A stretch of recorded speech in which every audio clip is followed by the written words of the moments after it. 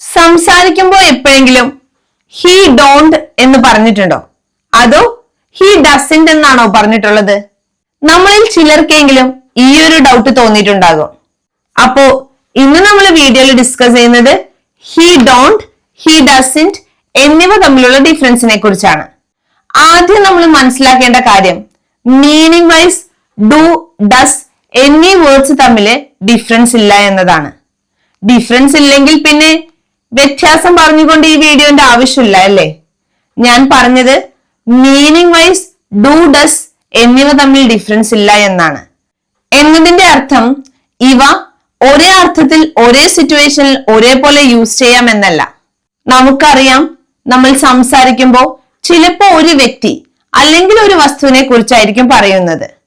എന്നാൽ ചില സിറ്റുവേഷൻസിൽ നമ്മൾ ഒന്നിൽ കൂടുതൽ വ്യക്തികൾ അല്ലെങ്കിൽ ഒന്നിൽ കൂടുതൽ വസ്തുക്കളെ കുറിച്ച് പറയാറുണ്ടല്ലേ.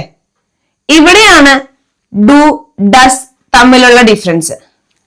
മനസ്സിലാക്കാനുള്ള എളുപ്പത്തിന് നമുക്ക് എഴുതാം ഹി, ഷീ, ഇറ്റ്.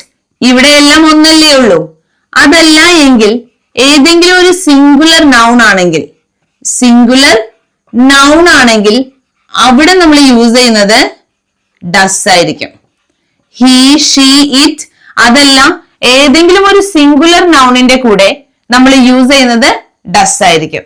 ഇനി പ്ലൂറലായിട്ട് കണക്കാക്കുന്ന സബ്ജക്റ്റുകൾ ഐ, യു, വി, ദേ അതെല്ലാം ഏതെങ്കിലും ഒരു പ്ലൂറൽ സബ്ജക്റ്റ് ഇതിന്റെ കൂടെ നമ്മൾ യൂസ് ചെയ്യുന്നത് ഡു ആയിരിക്കും. ഞാൻ ഒന്നുകൂടി പറയാം, സിംഗുലർ സബ്ജക്റ്റ് അത് വസ്തുവോ വ്യക്തിയോ എന്ത് വേണമെങ്കിലും ആവാം. സിംഗുലർ ആണെങ്കിൽ അവിടെ നമ്മൾ യൂസ് ചെയ്യുന്നത് ഡസ് ആയിരിക്കും. പ്ലൂറൽ ആണെങ്കിൽ ഒന്നിൽ കൂടുതൽ വ്യക്തികളോ വസ്തുക്കളോ ആണെങ്കിൽ അവിടെ നമ്മൾ യൂസ് ചെയ്യുന്നത് ഡു ആയിരിക്കും. ഇതിലൊരു വ്യത്യാസം വരുന്നത് ഐ ആണ്. ഐന്റെ കൂടെ നമ്മൾ യൂസ് ചെയ്യുന്നത് ഡു തന്നെ. ഇനി മിക്കവാറും സിറ്റുവേഷനിൽ ചെയ്യാറില്ല, അതുപോലെ തന്നെ ചെയ്യാറുണ്ടോ എന്നിങ്ങനെയുള്ള അർത്ഥം കിട്ടാനാണ് നമ്മൾ ഡു അല്ലെങ്കിൽ ഡസ് യൂസ് ചെയ്യുന്നത്. ഞാനൊരു സെന്റൻസ് പറയാം. ഞാൻ ദിവസവും ചായ കുടിക്കാറുണ്ട്. സ്ഥിരമായി ചെയ്യുന്ന കാര്യമല്ലേ. അപ്പൊ നമുക്ക് എഴുതാം I drink tea every day. I drink tea every day. പതിവായി ചെയ്യുന്ന ഒരു കാര്യമാണ്. അപ്പൊ ചെയ്യാറുണ്ടല്ലേ സ്ഥിരമായിട്ട്. ഇനി ഞാൻ പറയാണ് ഞാൻ ഡെയിലി ചായ കുടിക്കാറില്ല, ചെയ്യാറില്ല. ഇവിടെയാണ് നമ്മൾ ഡു അല്ലെങ്കിൽ ഡസ് യൂസ് ചെയ്യുന്നത്. ആദ്യമേ പറഞ്ഞു ഐന്റെ കൂടെ നമ്മൾ യൂസ് ചെയ്യുന്നത് ഡു ആണ്. ഇനി ചെയ്യാറില്ല എന്ന അർത്ഥം കിട്ടണ്ടേ. അപ്പൊ നമുക്ക് എഴുതാം I do not drink tea every day. I do not drink tea every day. ഞാൻ ദിവസവും ചായ കുടിക്കാറില്ല. ഇപ്പൊ ഞാൻ പറഞ്ഞത് ഞാൻ എന്നാണ്, എന്നെ കുറിച്ചാണ്. അപ്പോ ഐ ഡു നോട്ട് എന്ന് യൂസ് ചെയ്തു. ഇനി അവനെ കുറിച്ചാണ് ഞാൻ പറയുന്നത്. അവൻ ഡെയിലി ചായ കുടിക്കാറില്ല. അവൻ എന്ന് പറയുമ്പോൾ നമ്മൾ എഴുതുന്നത് ഹി ആണ്. നേരത്തെ പറഞ്ഞതനുസരിച്ച് ഹീന്റെ കൂടെ നമ്മൾ യൂസ് ചെയ്യുന്നത് ഡസ് ആണ്. ചെയ്യാറില്ല ഹി ഡസന്റ് അല്ലെങ്കിൽ does not. Drink tea every day.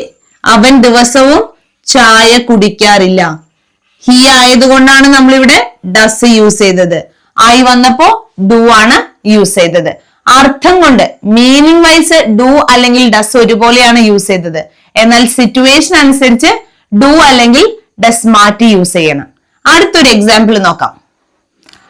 അവർ കൃത്യമായി ക്ലാസ്സിൽ വരാറുണ്ടോ, അങ്ങനെ ചെയ്യാറുണ്ടോ എന്ന അർത്ഥത്തിലാണല്ലേ. ഇവിടെ ഒരു ചോദ്യമായിട്ടാണ്. അപ്പോ ചോദ്യമാകുമ്പോ നമ്മൾ ആദ്യം എഴുതുന്നത് ഡു ആണ്. എന്തുകൊണ്ടാണ് ഞാൻ ഡു എഴുതിയത്? അവരെ കുറിച്ചാ പറയുന്നത്. ഒന്നിലധികം പേരുണ്ടല്ലേ.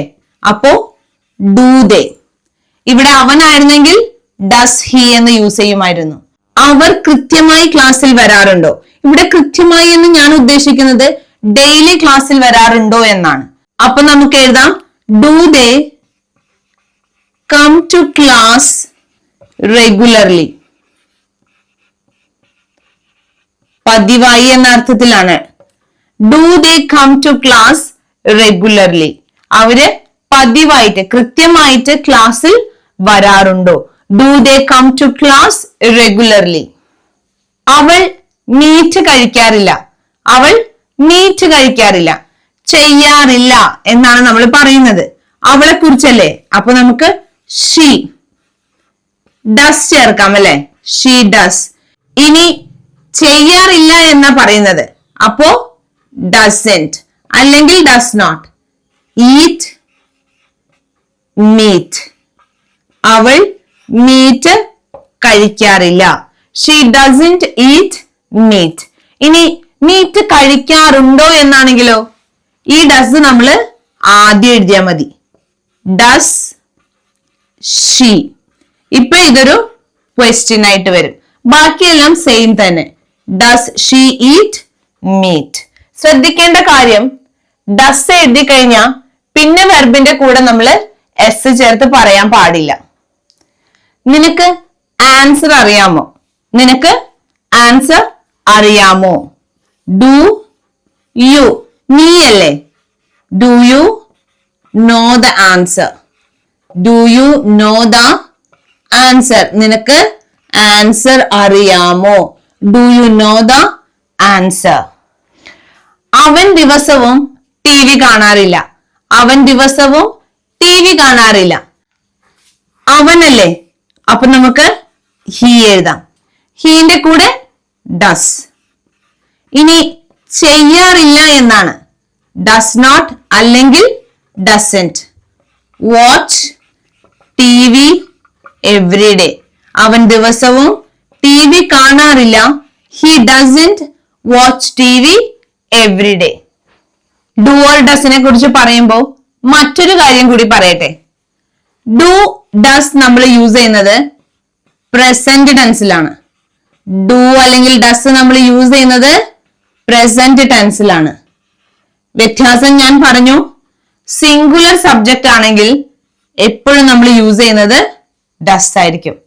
എന്നാൽ പ്ലൂറൽ സബ്ജക്റ്റ് ആണെങ്കിൽ അവിടെ നമ്മൾ യൂസ് ചെയ്യുന്നത് ഡു ആയിരിക്കും.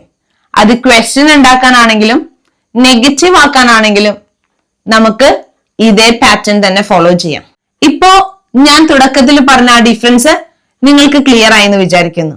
പറഞ്ഞ കാര്യങ്ങൾ മനസ്സിലായി എന്ന വിശ്വാസത്തോടുകൂടി താങ്ക് യു.